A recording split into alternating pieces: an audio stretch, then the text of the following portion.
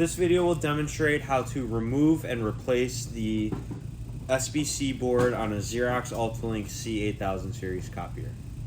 So what you're going to want to do is flip your machine around towards the right side, and usually there's a plastic cover here, but in this case this one's removed, so it's going to expose what is the SBC board, which is this entire piece here. So the very first thing you want to do is locate 3 screws. 1, 2, and then 3 is up here. And once you locate those 3 screws, you're going to want to loosen them. Make sure they don't come all the way out because they're meant to stay in the SBC board. Just enough so that it loosens the screws from the machine itself. So once you loosen all those 3 screws, you're going to want to locate the ADF cord right here, and you're going to want to loosen the 2 screws on each end of the cord until they are completely out of the machine. And then when that's loosened, it should pull out like that.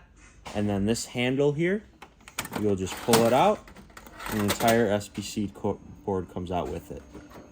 So after you take it out, you're going to want to take the SBC board that you're going to replace and put it back in.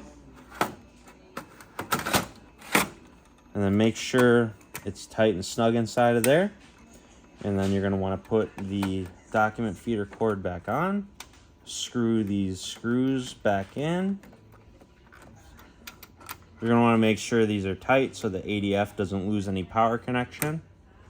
And then the next thing you're going to want to do is tighten those 3 screws. 1, 2, 3.